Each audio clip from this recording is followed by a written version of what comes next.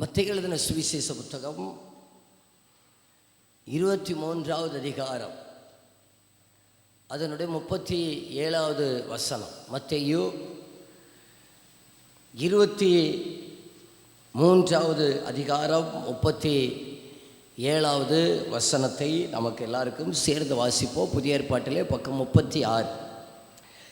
எருசலேமே எருசலேமே, தீர்க்கதரிசிகளை கொலை செய்து உன்னிடத்தில் அனுப்பப்பட்டவர்களை கல்லறிகிறவளே, கோழி தன் குஞ்சுகளை தன் சிறகுகளின் கீழே கூட்டி சேர்த்து கொள்ளும் வண்ணமாக நான் எத்தனை தரமோ உன் பிள்ளைகளை கூட்டி சேர்த்து கொள்ள மனதாயிருந்தேன், உங்களுக்கோ மனதில்லாமற் போயிற்று. நம்முடைய ஆண்டவராகிய இயேசு கிறிஸ்துவுடைய ஊழியத்துடைய இறுதி பகுதியிலே, இன்னும் சொல்ல போனால் எருசலேமிலே பார்த்து அவர் உடைந்து போய் எருசலேமை பார்த்து சொல்லுகிற ஒரு வார்த்தை தான், நான் உங்களை சிறகுகளின் கீழே கூட்டி சேர்த்து கொள்ளும் வண்ணமாக எத்தனை தரமோ உன் பிள்ளைகளை கூட்டி சேர்த்து கொள்ள மனதாயிருந்தேன். நம்முடைய ஆண்டவர் யார், எப்படிப்பட்ட உள்ளம் கொண்டவர் என்று சொன்னால், நம்மை அவர் சேர்த்து கொள்ளுகிற மனதோடு கூட இருக்கிறார். எப்பொழுதுமே இயேசு கிறிஸ்துவுடைய உள்ளம் எப்படிப்பட்டதென்றால், மனிதனை சேர்த்து கொள்ள அவர் விருப்பமுடையவராக இருக்கிறார். நம்ம கூட பல நேரத்தில் நினைப்போம், எங்கே பார்த்தாலும் நற்செய்தி கூட்டங்கள், கன்வென்ஷன் கூட்டங்கள், வெளி ஊழியங்கள், கைப்பிரதி ஊழியங்கள், திரைப்படங்கள் எல்லாம் போட்டு நம்ம ஊழியத்தை செய்கிறோம். தெரு தெருவா நின்று இயேசுவே நல்லவர் என்று சொல்லுகிறோம். இந்த இயேசுவை நம்புங்கள், இயேசு கிறிஸ்து உங்களை நேசிக்கிறார் என்று சொல்லுகிறோம். இதுக்கெல்லாம் காரணம் என்னவென்று சொன்னால், இயேசு கிறிஸ்து ஜனங்களை கூட்டி சேர்த்து கொள்ளுவதற்கு அவர் விருப்பமுடையவராக இருக்கிறார். சேர்த்து கொள்ளுகிற ஆண்டவர். இன்றைக்கு அதுதான் நம்முடைய பிரசங்கத்துடைய விஷயம். அதுதான், கர்த்தர் நம்மை சேர்த்து கொள்ள விரும்புகிறார். யாரை தெரியுமா சேர்த்து கொள்ள விரும்புகிறார்? எல்லாரும் என்னை கவனித்துக் கொள்ளுங்கள், புரிகிறது போல உங்களுக்கு பேசுகிறேன். எருசலேமை பார்த்து சொல்லுகிறார், ஆண்டவர் தேவனுக்காக முதலாவதாக இந்த பூமியிலே ஆலயம் கட்டப்பட்டது இந்த எருசலேமிலே தான். இந்த எருசலேமிலே கட்டப்பட்ட ஆலயத்திலே ஆலய பிரதிஷ்டை அன்றைக்கு பலியிட்டதான நேரத்தில் தேவனுடைய மகிமை அங்கே பலமாய் இறங்கினது. அப்போ எருசலேம் அப்படிப்பட்டதான ஒரு எருசலேம்.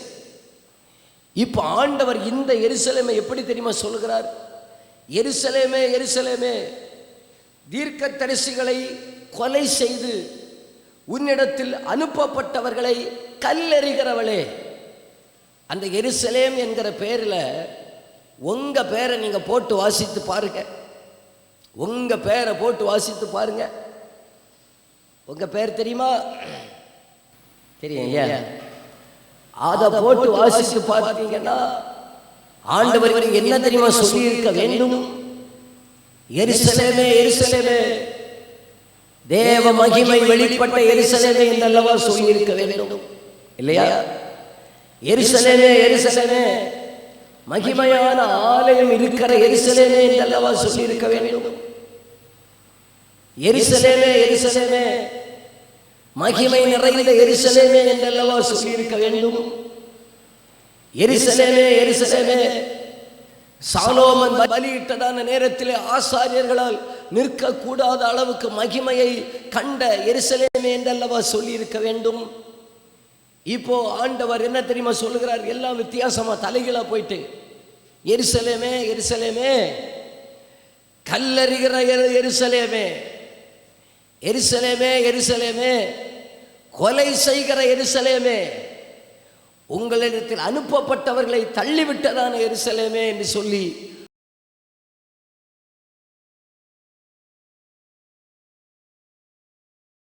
இயேசு கண்ணீர் விட்டார் என்று பார்க்கிறோம். கண்ணீர் வடிக்கிறார்.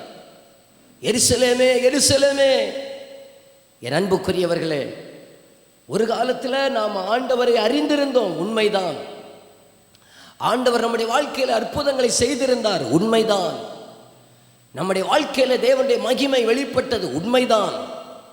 ஆனால் இன்றைக்கு நாம் ஆண்டவரை தள்ளிவிடுகிறவர்களாக, ஆண்டவருடைய உள்ளம் காயப்படுகிறது போல ஒரு வாழ்க்கை வாழ்ந்து கொண்டிருப்போமே. ஆனால் என் ஆண்டவருக்கோ நம்மை தள்ளுவதற்கு மனம் இல்லாமல் நம்மை திரும்பவும் சேர்த்து கொள்ளுகிற ஒரு நல்ல தகப்பனாக தான் அவர் இருக்கிறார். இந்த காலை வேளையில் தூரத்தில் நிற்கிற சிலரை, ஆண்டவரை விட்டு தூரமாய் விலகி நிற்கிற சிலரை திரும்பவும் சேர்த்து கொள்ள அவர் விருப்பமுடையவராக இருக்கிறார். அவர் சேர்த்து கொள்ளுவதற்காக கர்த்தர் வந்திருக்கிறார். அவர் சேர்த்து அவருடைய சிறகுகளுக்குள்ளே, அந்த பாதுகாப்புக்குள்ளே வைத்திருப்பதற்காக, அந்த ஒரு அனுகூலத்தை கொடுக்கும்படியாக, சிலர் மேல் அந்த சிறகையின் நிழலை வைக்கும்படியாக இந்த காலையில் என் கர்த்தர் விருப்பமுடையவராக இருக்கிறார். எத்தனை பேர் நீங்க விரும்புகிறீங்க? அந்த சேர்த்து கொள்ளுகிற ஆண்டவருடைய பிரசன்னத்திலேயே நான் இருக்க விரும்புகிறேன் என்று சொல்லுகிறவர்கள் இருக்கிறவங்க இருக்கிறீங்களா? அவங்க கைகளை உயர்த்தி வர ஆமென் என்று சொல்லுங்க பார்க்கலாம். கரங்களை அசைச்சு கர்த்தருக்கு வர ஆமென், ஹல்லேலூயா. ஆண்டவரே, நான் உம்மை தொடர்ந்து வேதனைப்படுத்தி கொண்டிருப்பது உண்மைதான். நான் உம்மை தொடர்ந்து காயப்படுத்தி கொண்டிருப்பது உண்மைதான். தொடர்ந்து உம்மை விட்டு தூரமாய் விலகி போய் கொண்டிருக்கிறது உண்மைதான். என்றாலும் அவருடைய இரக்கம் அவ்வளவு பெரியது, என்றாலும் அவருடைய தயவு அவ்வளவு பெரியது, என்றால் அவருடைய அன்பு அவ்வளவு பெரியது. அன்புள்ள ஆண்டவர் சொல்லுகிறார், நான் உங்களை சேர்த்து கொள்ளவே மனமாக இருக்கிறேன். எத்தனை பேர் நம்புகிறீங்க? அவர் என்னை தள்ளுகிறவர் அல்ல, என்னை சேர்க்கவே அவர் மனதாக இருக்கிறார்.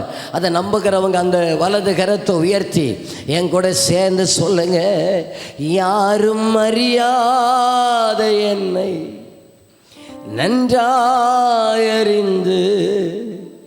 தேடி வந்த நல்ல நேசரே,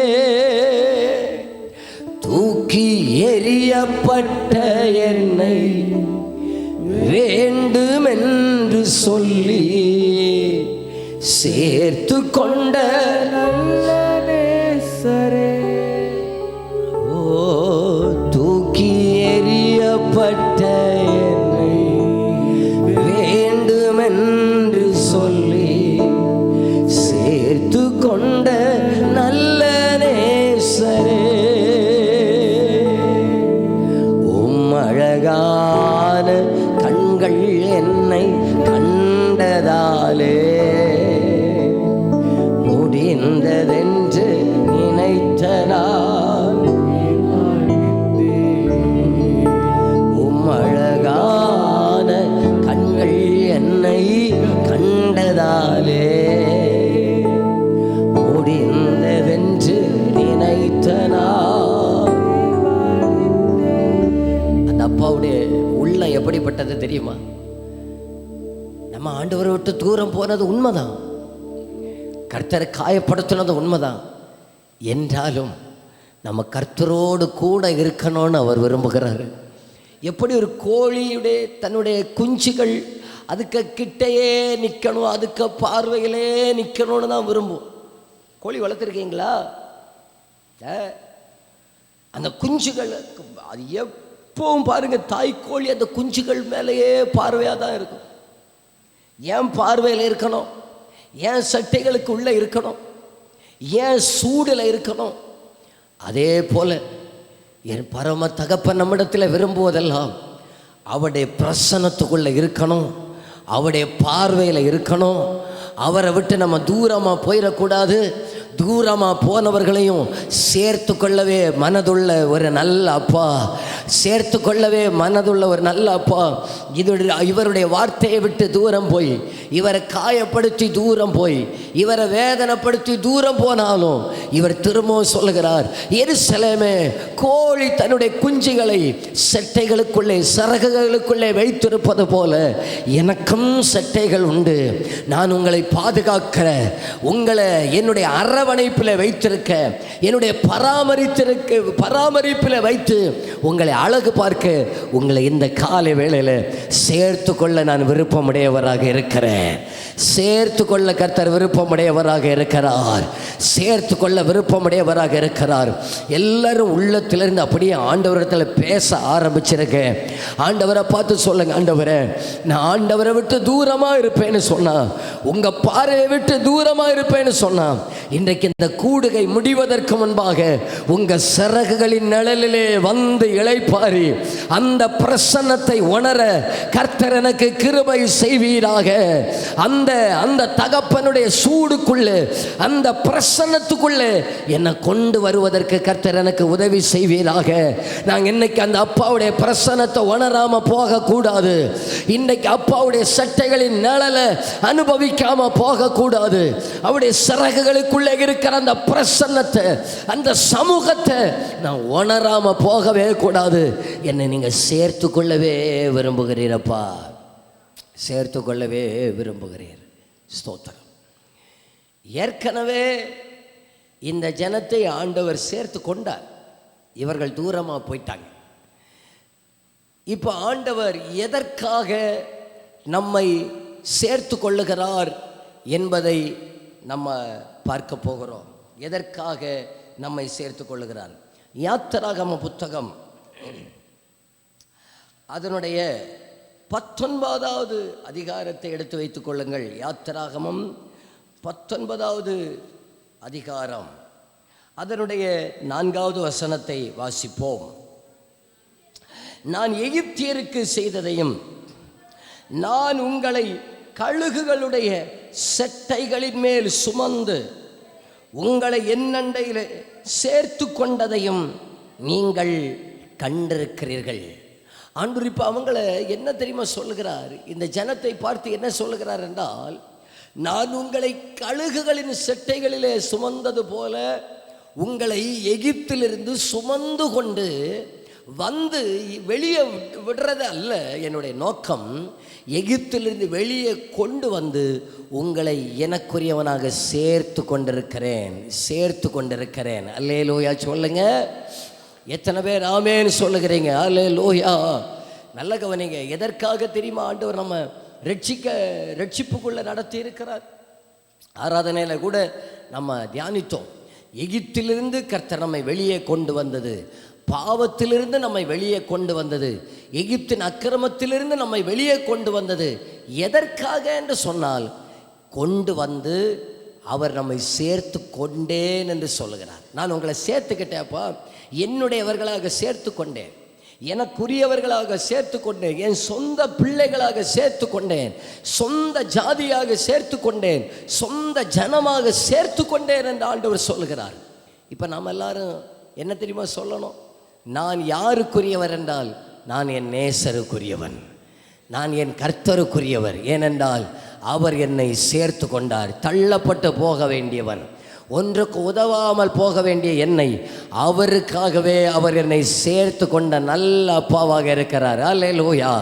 யாருக்கும் வேண்டாதவனாக இருந்தேன், குழிக்குள்ளே கிடந்தேன், எகிப்தில் இருந்தேன், வேற தெய்வத்தை ஆராதித்து கொண்டிருந்தேன், பாவத்திலே உழன்று கொண்டிருந்தேன், மரணத்தில் இருந்தேன், எதிர்காலமே இல்லாமல் இருந்தேன், நிச்சயமற்றவனாக இருந்தேன், வாக்குத்தத்தத்தை விட்டு தூரமாக இருந்தேன், காணியாட்சிக்கு புறம்பாக இருந்தேன். ஆனால் என் கர்த்தர் என்னை கழுகு குஞ்சுகளை செட்டையின் மேலே தூக்கி கொண்டு வருவது போல என்னை தூக்கி கொண்டு வந்து எங்க வச்சிருக்கிறார் என்றால், அவருக்குரியவனாக என்னை சேர்த்து கொண்ட நல்ல கர்த்தராக இருக்கிறார். அல்லேலூயா, அல்லேலூயா. சரி, இப்போ எதற்காக ஆண்டவர் நம்மை சேர்த்து கொள்ளுகிறார்? அடுத்த வசனத்திலிருந்து 2-3 காரியத்தை உங்களுக்கு சொல்லுகிறேன். 5வது வசனத்தை வாசியுங்கள். யாத்திராகமம் 19:5. உள்ளபடி கேட்டு போதும். இருக்க ஒன்றொன்றா நம்ம பார்ப்போம்.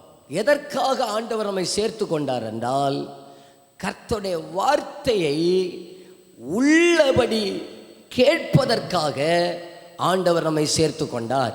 கவனிங்க, இந்த பூமியில் எவ்வளவு ஜனங்கள் வேண்டுமானாலும் இருக்கலாம், ஆனால் நாம் யார் என்றால் அவருடைய வார்த்தையின்படி செய்வோம், வார்த்தையின்படி நடப்போம் என்பதற்காக அவர் நம்மை நம்புகிறார். அவர் நம்மை நம்பி நம்மை அவருக்குரியவராக சேர்த்து கொண்டிருக்கிறார். ஒரு கம்பெனி வேலைக்கு உங்களை சேர்த்துக்கிறதுன்னு வச்சுக்கோவே, என்ன நம்பிக்கையில் ஒரு கம்பெனி உங்களை வேலைக்கு சேர்த்துக்கொள்ளுது? எங்கள் கம்பெனிக்கு ஒரு திட்டம் இருக்கிறது, எங்கள் கம்பெனிக்கான ஒரு ப்ராஜெக்ட் இருக்கிறது. இந்த ப்ராஜெக்டுக்கு, இந்த திட்டத்துக்கு இவர்கள் சரிபட்டு வருவார்கள். இந்த திட்டத்தை செய்வதற்காக தான், இந்த காரியத்தை நிறைவேற்றுவதற்காக தான் நம்மை அந்த கம்பெனி சேர்த்து கொள்ளுவது போல நம்முடைய கர்த்தர் நம்மை சேர்த்து கொண்டது. அவருடைய கையில் ஒரு திட்டம் இருக்கிறது, அவருடைய கையில் ஒரு நோக்கம் இருக்கிறது. அந்த நோக்கத்தை நம்மை கொண்டும் நிறைவேற்றுவதற்காக அவர் நம்மை சேர்த்திருக்கிறார். இப்போ எத்தனை பேர் புரிஞ்சவங்க இருக்கிறீங்க? கைகளை தட்டி வர அல்ல ஆமேன் என்று சொல்லுங்க பார்க்கலாம். நல்ல கையை தட்டி வர ஆமேன் சொல்லுங்க பார்க்கலாம். ஆமேன். நாம் இன்னைக்கு நேர திருப்பியாக்கம் போடுறது, நம்ம சொல்கிறத கம்பெனி கேட்கணும். அப்படி ஏதாவது கம்பெனி இருக்கா உங்கள் ஊரில்?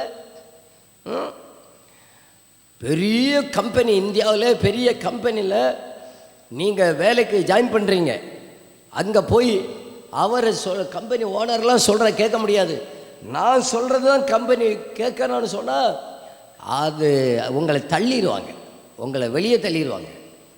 நாம் கர்த்தர் நம்மை சேர்த்து கொண்டது எதற்காகன்னு சொன்னால், அவர் சொல்லுகிறத நான் கேட்பதற்காக, அவருடைய திட்டத்தை நான் செய்வதற்காகவே தவிர ஏன் காரியத்தை அவர் செய்வதற்காக அல்ல, ஏன் நான் சொல்றது அவர் கேட்பதற்காக அல்ல. என் வார்த்தையின்படி, என் வாக்கை உள்ளபடி கேட்பதற்காக அவர் நம்மை சேர்த்து கொண்டிருக்கிறார். நம்ம ஆண்டவரை பார்த்து சொல்லணும், கர்த்தாவே என்னை நீங்கள் சேர்த்து கொண்டது எதற்காகன்னு சொன்னால், என்னை நீங்கள் நம்புகிறீங்க. எதற்காக? இவர்கள் என் வார்த்தையின்படி செய்வார்கள். இவங்களை சேர்த்துக்கிட்டா என் திட்டத்தை நிறைவேற்றுவாங்க. இவங்களை சேர்த்துக்கிட்டா என் உள்ளத்தின்படி நடப்பாங்க. இவங்களை சேர்த்துக்கிட்டா என்னுடைய விருப்பத்தை நிறைவேற்றுவாங்க. அதற்காகவே நீர் என்னை சேர்த்து கொண்டீரு. அதற்காக உமக்கு கோடி நன்றியப்பா, உமக்கு கோடி நன்றியப்பா. ரெண்டாவதாக நம்ம அதே வசனத்தில் அவரோடு கூட உடன்படிக்கை செய்வதற்காக அவர் நம்மை சேர்த்து கொண்டார். அவரோடு கூட உடன்படிக்கை செய்வதற்காக அவர் நம்மை சேர்த்து கொண்டார். ஞானஸ்நானம் என்பது அது ஒரு உடன்படிக்கை.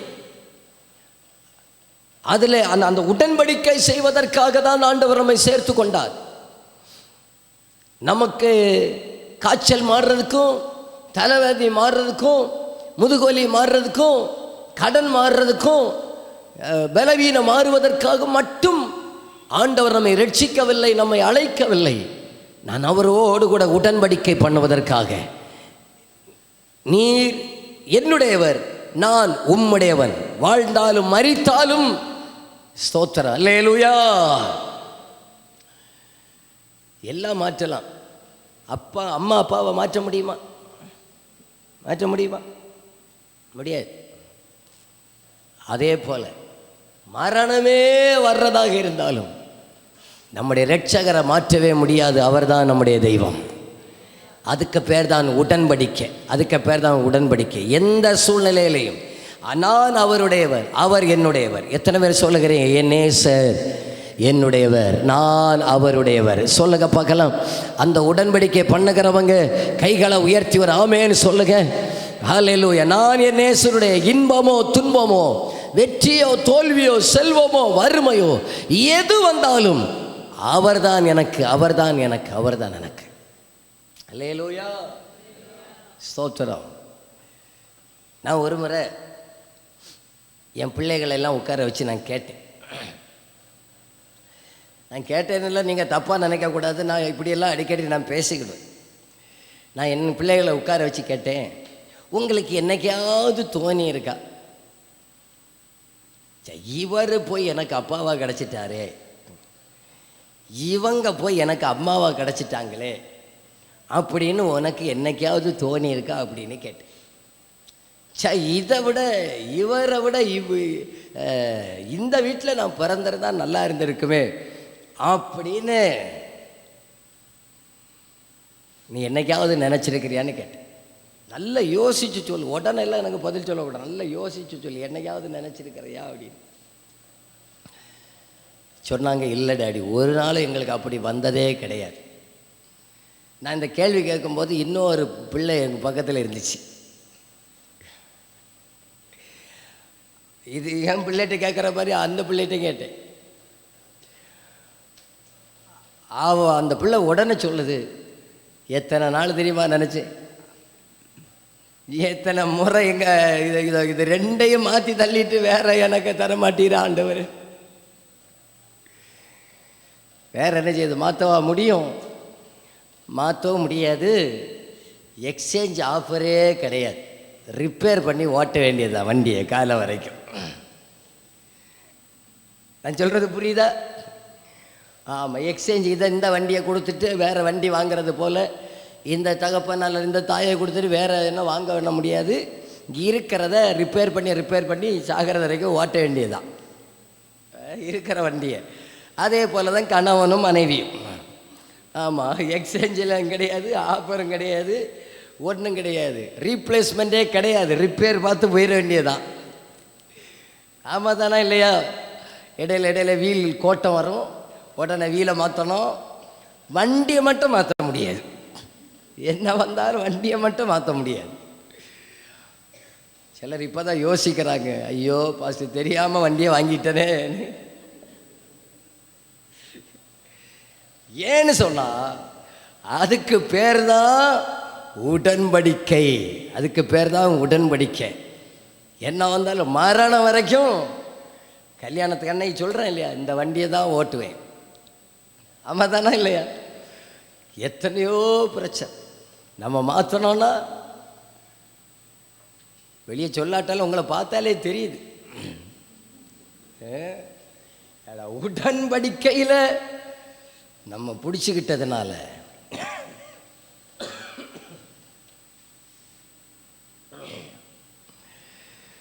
கர்த்தர் ஒரு காலம் அவர் மாறவே மாட்டார். நம்மோடு கூட அவர் உடன்படிக்கை பண்ணியிருக்கிறார். நாம் விலகினால் அவர் விலகவே மாட்டாருங்க. எத்தனை பேர் நம்புகிறீங்க? அவர் என்னோடு கூட உடன்படிக்கை பண்ணியிருக்கிறார். மரணம் வரைக்கும் அவனை விடமாட்டேன் அவர் உடன்படிக்கை பண்ணியிருக்கிறார். நம்ம மறந்தாலும் அவர் உடன்படிக்கை மறக்க மாட்டார்ன்னு நம்புகிறவங்க கையை தட்டி அப்பாவுக்கு ராமேன்னு சொல்லுங்க பார்க்கலாம்.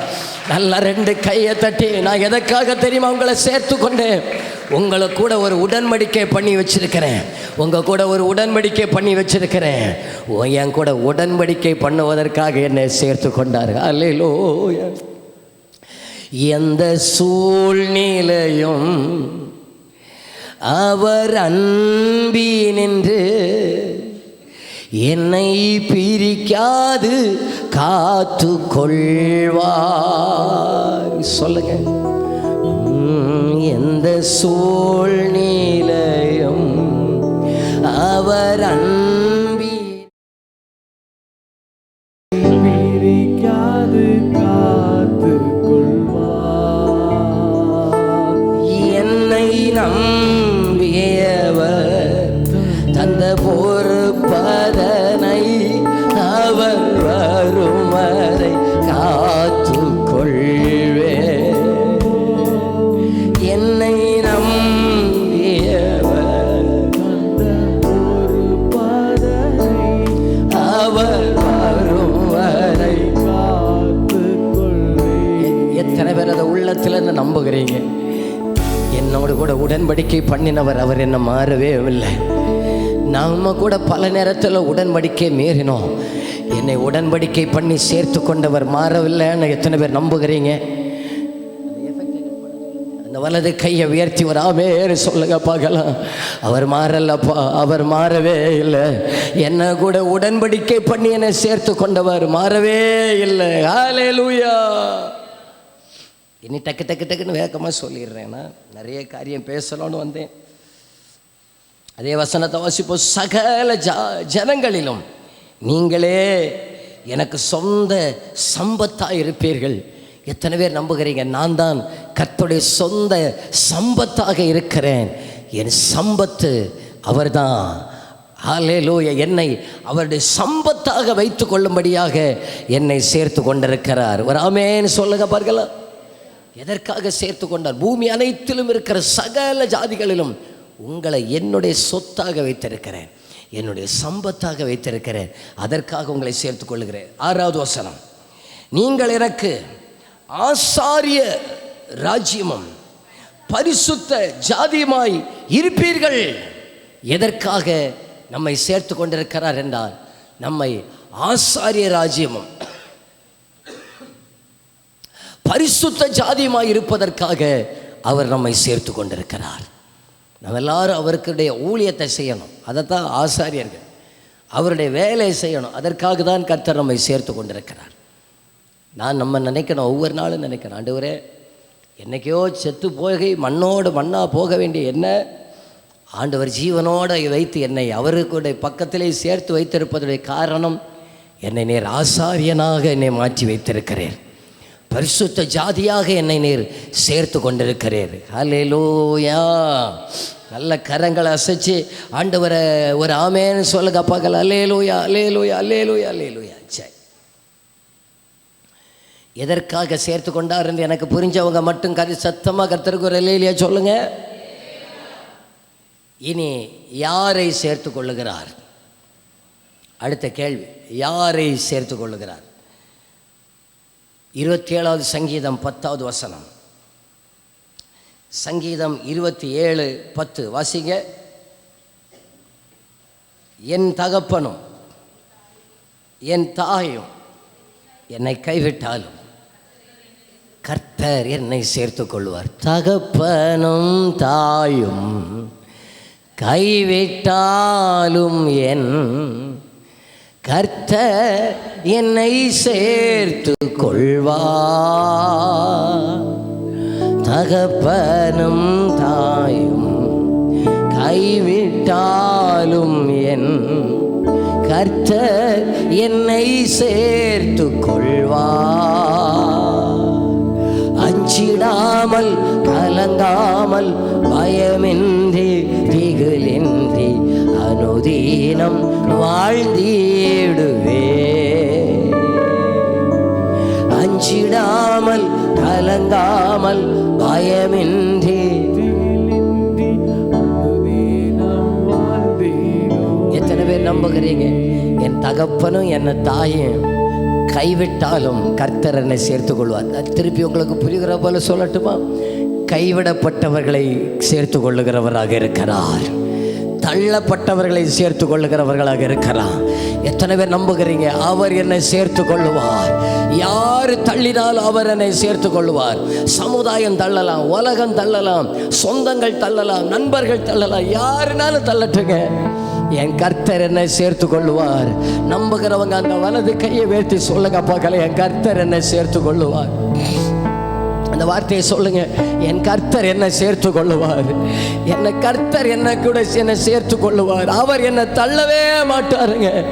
என்னை சேர்த்து கொள்ள வேண்டிய தகப்பன் என்னை தள்ளலாம், என் தாய் என்னை தள்ளலாம், ஆனால் என் கர்த்தர் என்னை தள்ளவே மாட்டாருங்க. என்னை சேர்த்து கொள்ளுவார். சமுதாயத்தில் புறம்பாய் தள்ளப்பட்டவர்களையும், ஏளனமாய் எண்ணப்பட்டவர்களையும், அற்பமாய் வீசப்பட்டவர்களையும் தூக்கி வைத்து அழகு பார்க்கிற என் இயேசுவை போல வேறே ஒரு தெய்வம் இல்லை.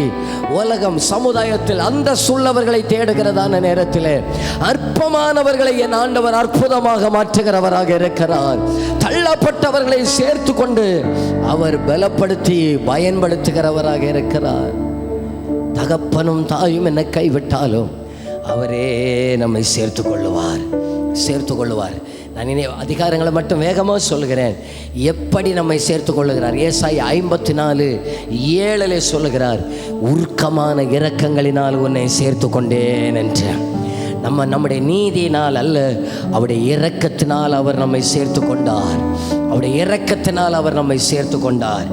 இனி சேர்த்து அவர் நம்மை எப்படி நடத்துவார் என்றால், எப்படி நடத்துகிறார் என்றால், முத்திரை மோதிரமாக வைப்பார். ஆகாய் 2:23 இருக்கிறது, நான் சேர்த்து கொண்டு முத்திரை மோதிரமாக வைப்பேன் என்று சொல்லி கர்த்தர் நம்மை சேர்த்து கொண்டது உண்மையானால் நம்மை முத்திரை மோதிரமாய் வைப்பார். நம்மை முத்திரை மோதிரமாய் வைப்பார். ஸ்தோத்திரம். இனி இப்போதான் பிரசங்கத்துடைய ஒரு முக்கியமான பகுதியை தொடங்குகிறேன். ஸ்தோத்திரம். நல்ல கவனிங்க. கடைசியா யோவான் 14வது அதிகாரம் 3வது வசனத்தை வாசிப்போம்.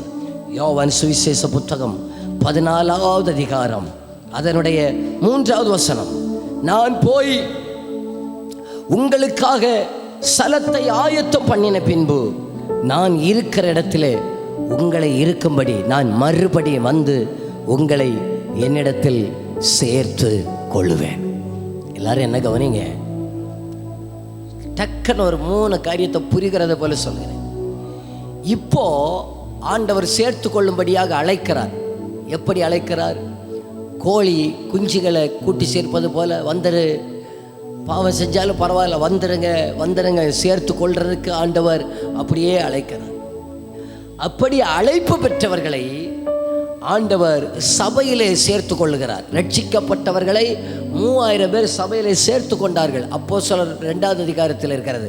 சேர்த்து கொள்ளுகிறார். 2வதாக அங்கே சபையிலே சேர்த்து கொள்ளுகிறார்.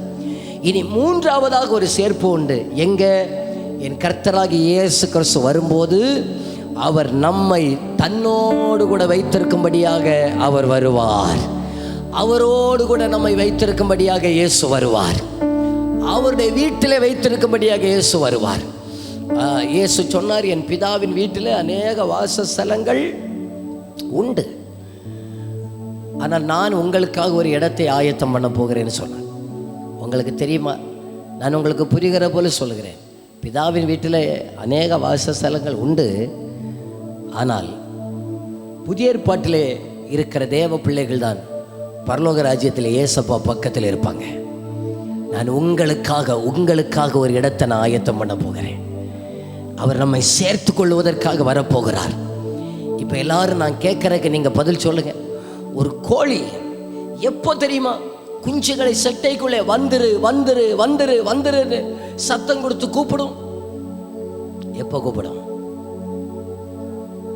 காக்கா, பருந்து, பிரச்சனை இதெல்லாம் வர்ற டைமில் குஞ்சிக்கு தெரியாது, தாய்க்கு மட்டும்தான் தெரியும். பிரச்சனை வரப்போகுது, ஆபத்து வர்றதுக்கு முன்னால் இந்த குஞ்சுகள் எல்லாம் தனக்கு உள்ள தூக்கி வச்சுக்கிடும், பிடிச்சி வச்சுக்கிடும். அது விடாது. அதுக்கு பருந்து வந்து பக்கத்தில் வந்தாலும் அதையும் தாண்டி ஒன்று நடக்கும். இதுக்கு ஜெயிக்க முடியாதுன்னு சொன்னாலும் யுத்தம் பண்ண போராடும். தான் செத்தாலும் பரவாயில்ல, குஞ்ச விட மாட்டேன்னு போராடும்.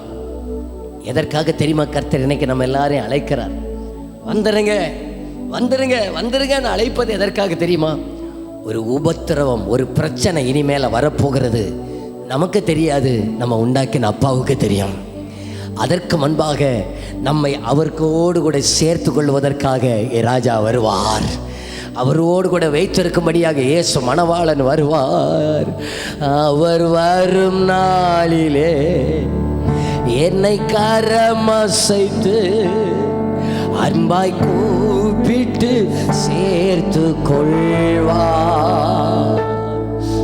அவர் வரும் நாளிலே என்னை கரமசைத்து அன்பாய் கூப்பிட்டு கொள்வார்.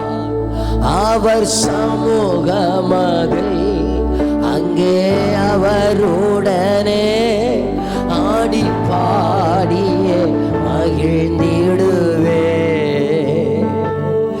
அவர் சமூகமதில் அங்கே அவருடனே ஆடி பாடியே மகிழ்ந்திடுவே.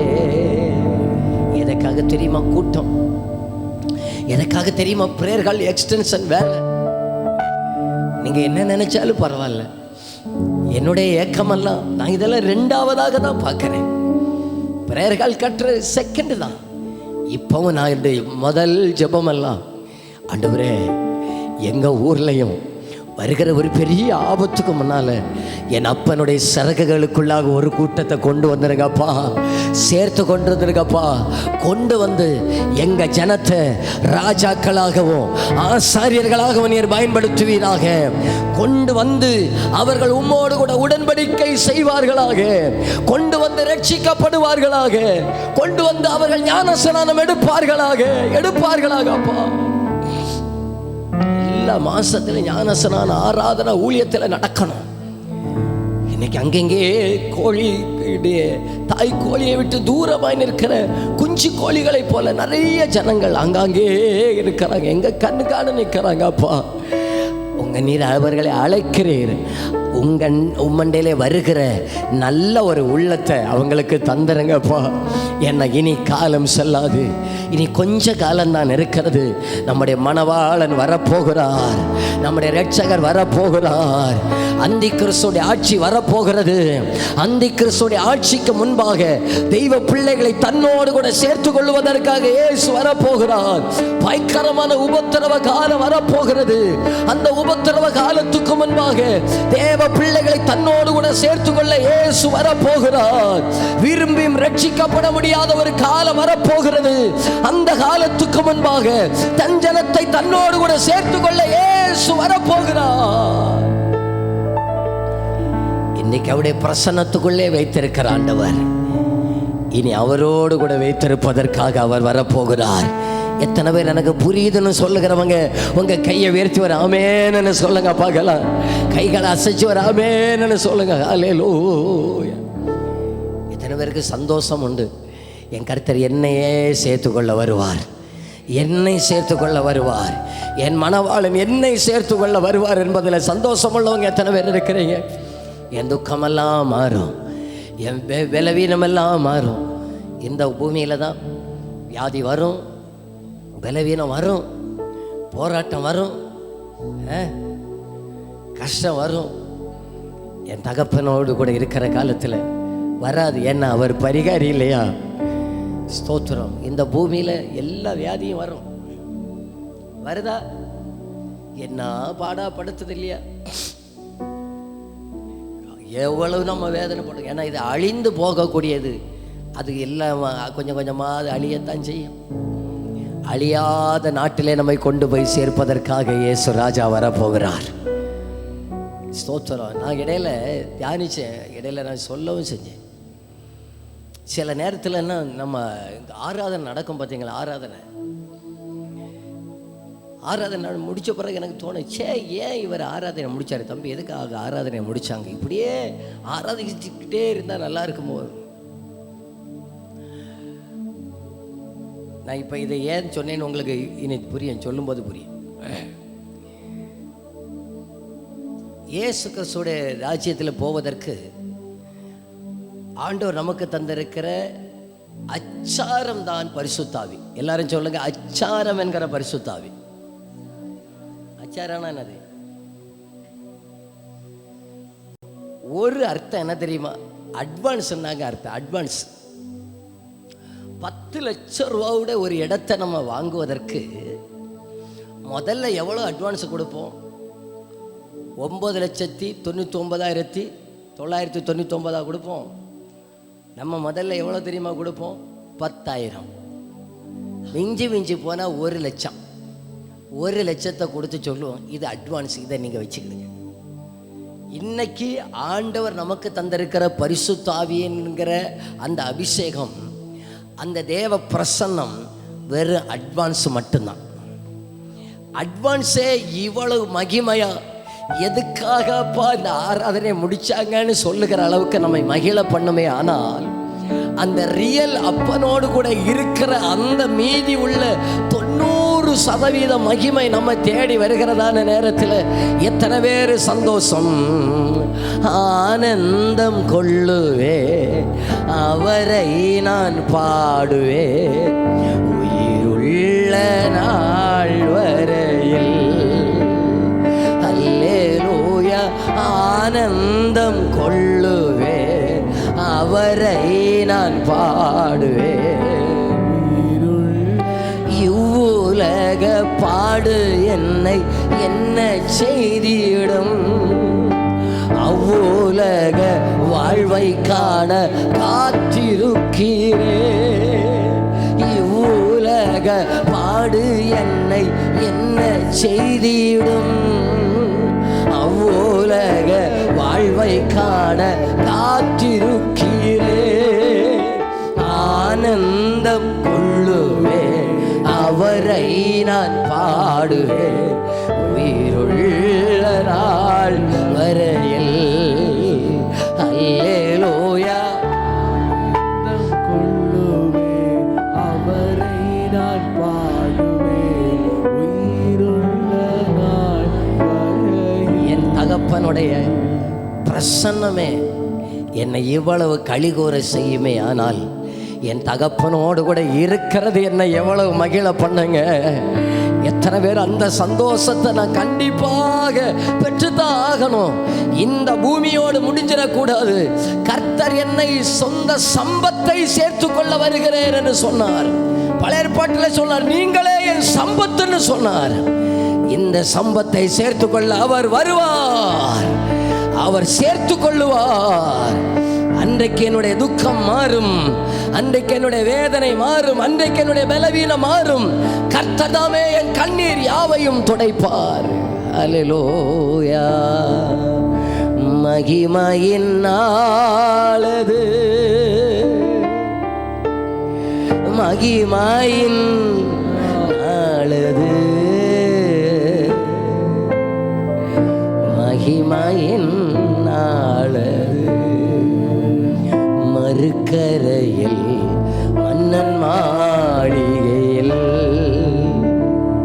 மகிழ்வோடனே நாம் எல்லாரும் வலது கையை உயர்த்தி, மகிமையின் நாளது, மகிமையின் நாளது, மகிமையின் நாளது, மகிமையின் மறுக்கரையில் மன்னன் மாளிகையில் மகிழ்வோடனே நாம் சேர்ந்திடுவோம். கடைசியா ஒரே ஒரு வார்த்தை மட்டும் சொல்லி முடிக்கிறேன். என் அன்புக்குரியவர், யாராவது ஆண்டவரை விட்டு தூரமா நிற்பீங்கன்னு சொன்னான். இன்னைக்கு ஆளிகள் அடிக்கப்பட்ட கரத்தோடு கூட அவர் நம்மை சேர்த்து அணைக்க அவர் விருப்பமுடையவராக இருக்கிறார். தள்ளுவதற்காக அல்ல, அள்ளி அணைக்க அவர் விருப்பமுடையவராக இருக்கிறார். நம்மை சேர்த்து கொள்ள அவர் விருப்பமுடையவராக இருக்கிறார். என்னை நேர் சேர்த்து கொள்ளுங்க அப்பான்னு சொல்லுகிறவங்க இருக்கிறீங்களா? உங்கள் கையை உயர்த்தி காமிங்க பார்க்கல. என்னை நேர் சேர்த்து கொள்ள மாட்டோம். எல்லாரும் அப்படி எழுந்து நிற்கலாமா?